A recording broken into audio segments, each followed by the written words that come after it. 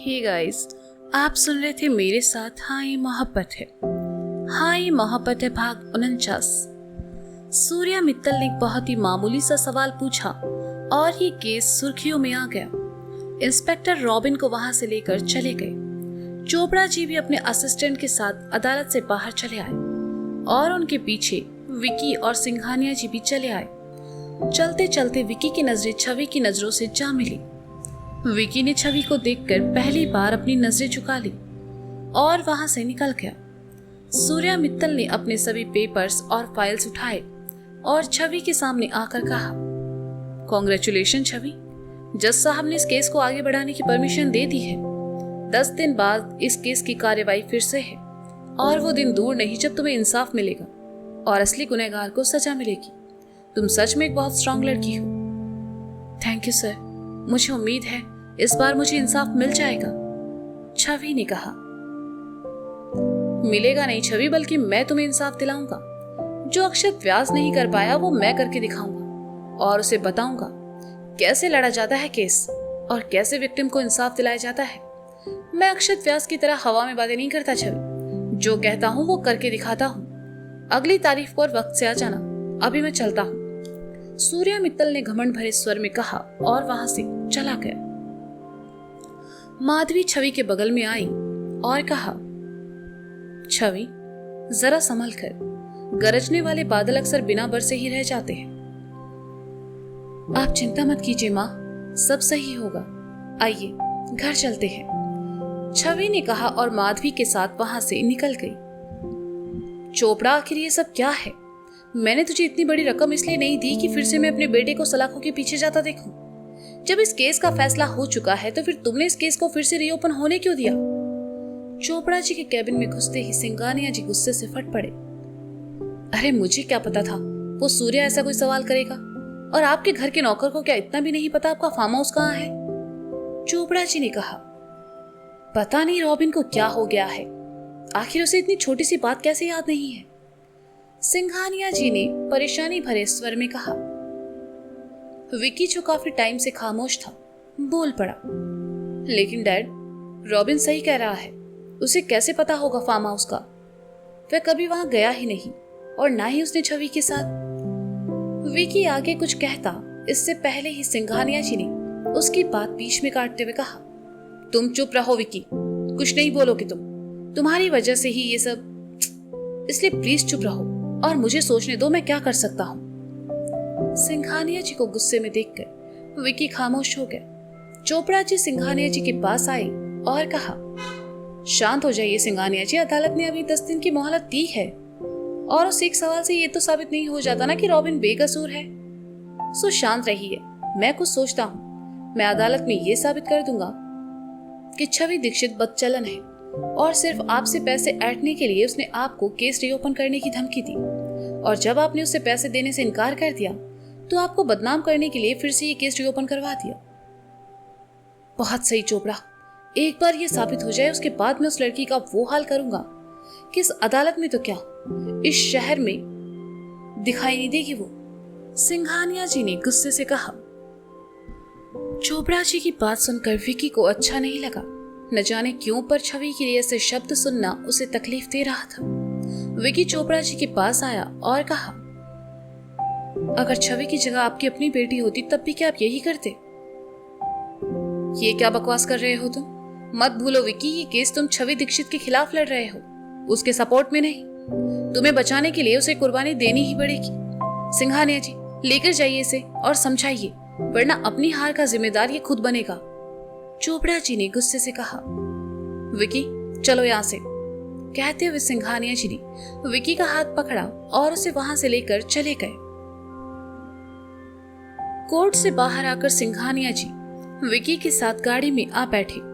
Driver ने गाड़ी आगे बढ़ा दी। दिमाग खराब हो गया है तुम्हारा? जो आदमी तुम्हें बचाने के लिए ये सब कर रहा है तुम उसी से उलझ रहे हो, सिंघानिया जी ने गुस्से से विकी से कहा। आप बहुत गलत कर रहे हैं डैड, मुझे बचाने के लिए आप किसी और की जिंदगी दांव पर लगा रहे हैं, विकी ने बेबसी से कहा। मैं ऐसा क्यों कर रहा हूं ये तुम्हें अभी समझ नहीं आएगा, जिस दिन तुम बाप बनोगे उस दिन समझ आएगा। अपनी औलाद की सलामती के लिए एक बाप के साथ तक जा सकता है। सिंघानिया जी ने विकी की तरफ देखकर कहा, मैं साबित कर दूंगा कि मैंने छवि का रेप नहीं किया है और ना ही रॉबिन ने। वो कोई और है जिसने हम सबकी जिंदगी जहन्नुम बना दी है और मैं उसे ढूंढ कर रहूंगा। ड्राइवर, गाड़ी रोको। विकी ने आखिरी शब्द गुस्से से कहे तो ड्राइवर ने गाड़ी साइड में रोक दी। सिंघानिया जी के साथ गाड़ी में बैठे विकी को घुटन होने लगी। उसने गाड़ी का दरवाजा खोला और नीचे उतर गया। उसने गुस्से में जोर से दरवाजा बंद किया और वहां से चला गया। सिंघानिया जी ने रुकने के लिए आवाज दी, लेकिन विकी नहीं रुका और वहां से चला गया। चलो, सिंघानिया जी ने कहा तो ड्राइवर ने गाड़ी आगे बढ़ा दी। चोपड़ा जी और अपने पापा की बातों से विकी काफी आहत था। वह पैदल ही फुटपाथ की ओर चल पड़ा और चलते चलते एक ओपन रेस्टोरेंट की कुर्सी पर आकर बैठ गया।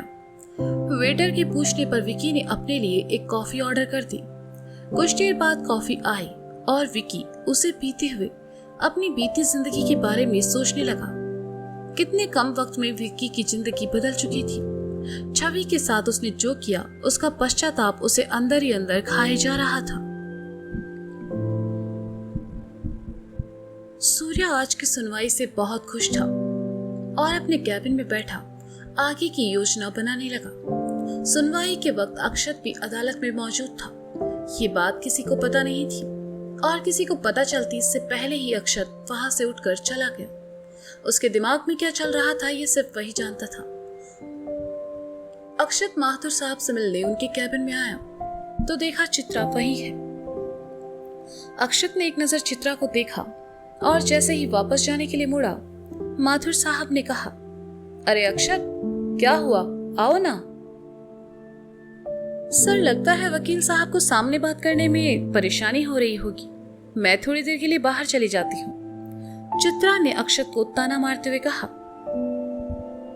नहीं, ऐसी कोई बात नहीं है, तुम बैठो। सर, मुझे आपसे किसी केस को लेकर डिस्कस करना था। क्या हम वहां बैठे?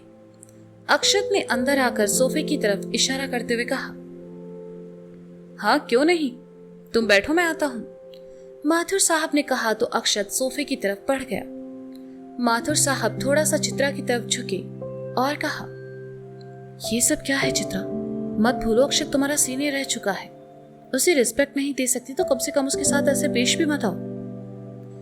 माथुर साहब की बात सुनकर चित्रा को अपनी गलती का एहसास हुआ और उसने कहा, सॉरी सर। मुझसे नहीं, अक्षत से कहो, तुम उसे बाद में भी कह सकती हो। कहते हुए माथुर साहब उठे और अक्षत की तरफ चले गए। माथुर साहब के साथ बैठा अक्षत किसी केस को लेकर डिस्कस करने में लगा। जितने वक्त तक अक्षत वहां रहा, चित्रा का ध्यान अपने काम में कम और अक्षत पर ज्यादा था। अक्षत की नजरें भी एक आध बार चित्रा से जा टकराई, लेकिन उसने चित्रा पर ज्यादा ध्यान नहीं दिया और थोड़ी देर में वहां से चला गया। अक्षत को वहां से जाते देखकर चित्रा उसके पीछे आई। कॉरिडोर में जाते हुए अक्षत को चित्रा ने आवाज दी, लेकिन अक्षत ने नहीं सुना। वह आगे बढ़ता रहा। चित्रा भागकर अक्षत के सामने आई तो अक्षत को रुकना पड़ा। उसने खामोशी से चित्रा की तरफ देखा तो चित्रा ने कहा, I am sorry. It's okay, Akshat ने कहा और जैसे ही साइड से निकलने को हुआ, चित्रा फिर उसके सामने चली आई और ये देखकर अक्षत को गुस्सा आया, लेकिन उसने अपने गुस्से को रोक लिया और कहा, ये सब क्या है? क्या आपने मुझे माफ कर दिया? देखो, अगर आपने मेरा सॉरी पसंद नहीं आया तो मैं कान पकड़कर आपसे माफी मांगती हूँ। अक्षत जी, प्लीज मुझे माफ कर दीजिए, प्लीज प्लीज प्लीज। चित्रा ने अपने दोनों कानों को पकड़कर बचकानी हरकत करते हुए कहा। ये सब देखकर अक्षत को बिल्कुल अच्छा नहीं लग रहा था। आसपास खड़े वकील और लोग भी उन दोनों को देखकर मुस्कुरा रहे थे। अक्षत ने चित्रा की बाह पकड़कर उसे साइड करते हुए कहा, इस उम्र में 16 साल वाली लड़कियों की तरह बिहेव करना बंद करो। कहकर अक्षत वहां से चला गया। चित्रा मुस्कुरा कर उसे जाते हुए देखती रही और फिर अपने हाथ की सबसे छोटी उंगली का नाखून कुतरते हुए कहा, एक 24 साल की लड़की इस उम्र में 16 साल की लड़की की तरह बिहेव क्यों कर रही है? क्या तुम इतना भी नहीं समझते? ये सच था कि चित्रा को अक्षत से एक तरफा प्यार हो चुका था और यही वजह थी कि चित्रा पर अक्षत कितना भी गुस्सा करे वह बार बार उसके करीब जाने की कोशिश करती रहती थी। मीरा घर लौट आई और सीधा अपने कमरे में चली आई। एक तरफ जहां इतने दिनों बाद अक्षत को देखकर मीरा खुश थी, वहीं अक्षत की आंखों में अपने लिए आज भी गुस्सा और नफरत देखकर मीरा का दिल टूट गया। मीरा का दिल अंदर ही अंदर ये सोचकर टूटते जा रहा था कि उसने राधा और बाकी घर वालों का कितना दिल दुखाया। राधा चाहती थी कि मीरा घर वापस आ जाए, लेकिन मीरा एक जिद कर बैठी थी कि जब तक अक्षत खुद उसे वापस इस घर में लेकर नहीं आएगा तब तक मीरा कहीं नहीं जाएगी। और मीरा का जिद करना भी कहीं ना कहीं जायज था, क्योंकि बिना पति के सम्मान और प्रेम के एक पत्नी का ससुराल में निभा मुश्किल है, फिर चाहे वो ससुराल व्यास फैमिली जैसा ही क्यों ना हो। अपने कमरे में बिस्तर पर बैठी मीरा काफी देर तक रोती रही। उसके सीने में एक बोझ था जो आंसुओं के रूप में बह गया। उसकी आंखों के सामने बार बार अक्षत का चेहरा आ रहा था। मीरा ने महसूस किया सब बदल चुका था। अक्षत का रहन सहन, उसके कपड़े पहनने का तरीका, उसका लुक जो कि पहले से गंभीर हो चुका था, बस नहीं बदला था तो उसकी गहरी आंखों का खालीपन। ऐसा ही खालीपन मीरा ने अक्षत की आंखों में तब देखा था जब वह अक्षत से पहली बार मिली थी। उसके बाद तो इन आंखों में मीरा को हमेशा मोहब्बत ही नजर आई। मीरा कुछ देर वहीं बैठी अक्षत और अपने रिश्ते के बारे में सोचते रही और फिर उठकर बाथरूम की तरफ चली गई। सौंदर्या ने नौकरों से कहकर डाइनिंग पर खाना लगवा दिया और बैठकर मीरा के आने का इंतजार करने लगी। सौंदर्या मीरा के लिए जाल बुन चुकी थी और मीरा धीरे धीरे उस जाल में फंसती चली जा रही थी। मीरा कपड़े बदलकर हॉल में आई और कुर्सी खिसकाकर खाना खाने बैठ गई। सौंदर्या के सुबह के बर्ताव से मीरा थोड़ा उदास थी, इसलिए उसने सौंदर्या से कोई बात नहीं की और चुपचाप खाना खाकर अमर जी के कमरे में चली आई। मंजू अमर जी को खाना पहले ही खिला चुकी थी। मीरा अमर जी के पास आई, देखा वे जाग रहे हैं तो मीरा ने बुक रैंक में से किताब उठाई और वहीं अमर जी के बगल में बैठकर उन्हें सुनाने लगी।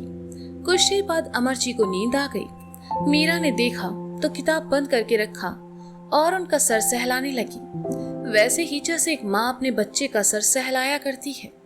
मीरा ने पास पड़ी चद्दर अमर जी को उड़ाई और वहीं सोफे पर लेटकर किताब को आगे पढ़ने लगी। मीरा किताब के 2 पन्ने भी पूरे नहीं पढ़ पाई कि उसे नींद आ गई। किताब मीरा के चेहरे पर आ लगी और मीरा हाथों में पकड़े पकड़े ही सो गई। 2 दिन गुजर गए। शाम के 4 बज रहे थे। चाइल्ड होम की किसी मीटिंग के सिलसिले में मीरा को 2 दिन के लिए शहर से बाहर जाना था। सौंदर्या ने मीरा को अकेले ना भेजकर अखिलेश को भी अपने साथ ले जाने को कहा। आखिरकार एक लंबी बहस के बाद मीरा को सौंदर्या की बात माननी पड़ी। उसने अखिलेश को फोन लगाया और कहा, अखिलेश जी आप घर मत आइए, हम सीधा चाइल्ड होम ही आ जाएंगे। वहां से कुछ जरूरी डॉक्यूमेंट्स लेने हैं, उसके बाद वहां से साथ ही दिल्ली के लिए निकल जाएंगे। ठीक है मैडम, मैं इंतजार करूंगा, कहकर अखिलेश ने फोन काट दिया और खुद में बड़बड़ाया, आज मैं मीरा मैडम से अपने दिल की बात कह दूंगा। मीरा ने अखिलेश से बात करके फोन काटा और अपना जरूरी सामान गाड़ी में रखवाकर अमर जी से मिलने चली आई। मीरा अमर जी को अकेले छोड़कर जाना नहीं चाहती थी, लेकिन उसका जाना जरूरी था। उसने मंजू और रघु से अमर जी का ख्याल रखने को कहा और जल्दी ही वापस आने की बात कहकर वहां से चली गई। मीरा घर से बाहर आई, गाड़ी में बैठी और वहां से निकल गई। अभी कुछ ही दूर चली होगी कि मीरा के फोन पर एक अनजान नंबर से एक फोन आया। मीरा गाड़ी चला रही थी, इसलिए उसने फोन को स्पीकर पर डाल दिया और कहा, हेलो। हाय, आज भी आपकी आवाज में वही कशिश है मीरा जी। दूसरी तरफ से एक मर्दाना आवाज उभरी, जिसे सुनकर मीरा ने एकदम से गाड़ी को ब्रेक लगाया। आवाज सुनकर ही मीरा के दिल की धड़कनें बढ़ गई। वह आगे कुछ बोल ही नहीं पाई। तो दोस्तों, क्या लगता है आपको मीरा को फोन करने वाला ये शख्स कौन था? हाँ, मैं जानती हूं आपका जवाब रहेगा शुभ, पर क्या पता मैंने कोई नया बंदा ढूंढ लिया हो। तो मिलते हैं जल्द ही अगले भाग के साथ। तब तक के लिए बाय बाय।